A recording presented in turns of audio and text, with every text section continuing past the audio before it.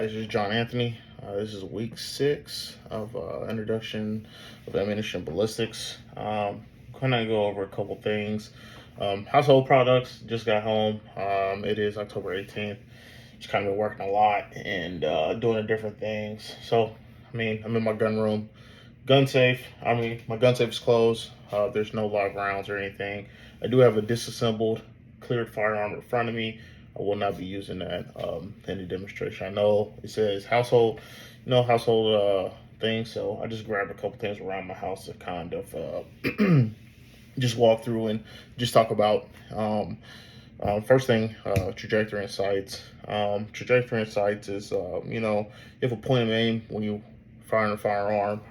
You have a point of aim, you have a point of impact. You have what you're aiming at and what you want to kind of hit and kind of intend to hit. Kind of trajectory. I wish I had my laser. All my lasers are on my guns.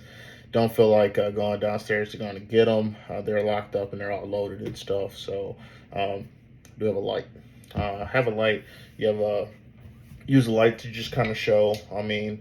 What I want to hit when I'm aiming at. Height overboard, that doesn't really apply to me in this light, but what I want to hit. So I'm aim my light at what I want to hit, and that is what my supposed to be trajectory want to be. Obviously there's different things that detect that affect that trajectory. So right now, there's nothing that's going to affect this light other than a solid object, which is not like how a round will fly. If I want to point my light at something and I want to flash it, my trajectory to that object, to my point of aim, is going to be right on to my point of impact. Now, there are different things that affect trajectory and once you have your sights on, and that's things that are listed in the prompt, like gyroscopic drift. Sorry, I am awful explaining stuff. That is just a phenomenon of different things, like how the world's spinning on its axis and how the gravity and how rotational pulls affect things. What I do have is a gyroscopic ball. It's in actually it was actually in my roller that I took out. Helps muscles and all that, but it is a liquid. It's supposed to replicate. It can replicate how the world spins on its axis. You spin it left or right, you're going to get different pulls. I have a steady table. You'll get different pulls depending on the pull of the axis of the earth and all that. Kind of like a a cuckoo clock that is completely off the rotation of the earth.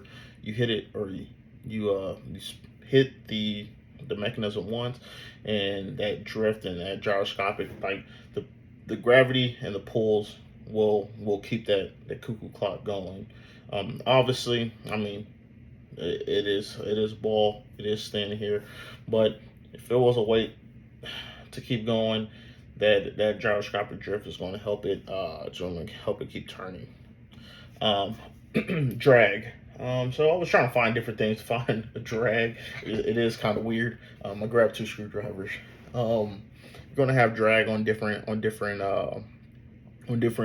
things. So if these things were projectiles and they were firing, you're going to have 2 forms of drag on these. You have a flathead and you have a Phillips.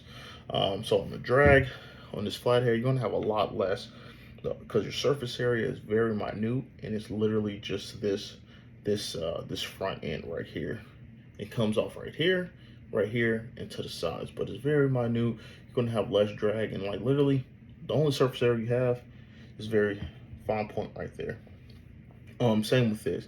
This has multiple different surface areas. It looks more aerodynamic, but surface area on here is going to be completely different. You're going to have 1, 2, 3, 4.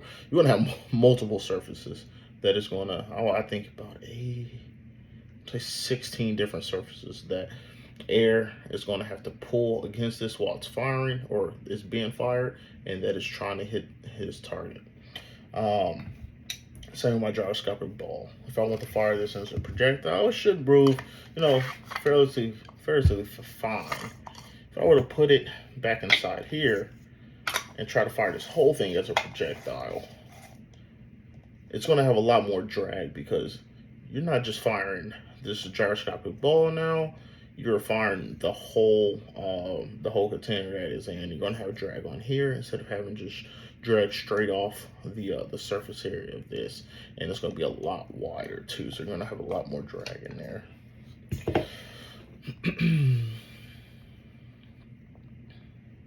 Cordless effect. I mean, I'm gonna try my best. Didn't want to make a mess. There's different things that affect the spin, um,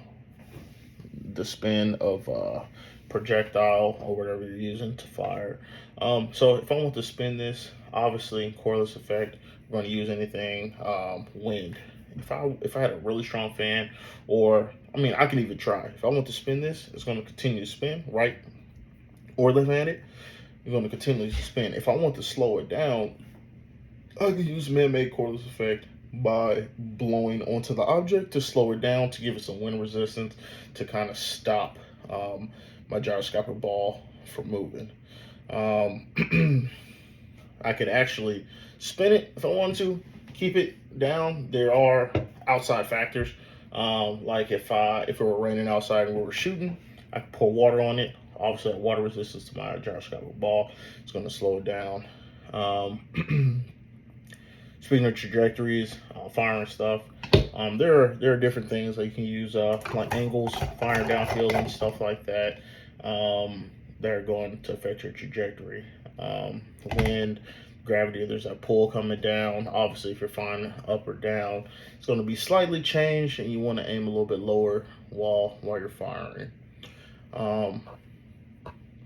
This transonic ballistics and everything. Let's see. It's all determined on ballistics. I'm looking at the design of your projectile in ballistics. So I'm trying to see. Okay. If I were to fire this gyroscopic ball versus the bottom part of the container of my gyroscopic ball. This is obviously poorly designed. Obviously, they've used things like this for projectiles in the past.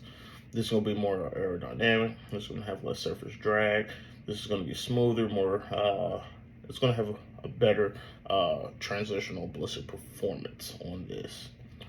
Now, if you use this is literally a cup. If you shoot it, obviously, I mean, this is going to flip, turn, do all sorts of stuff in the area. All this, like this would literally be the definition of surface drag. If you were to fire this out of some man-made weapon that could fit this, it would literally wind and air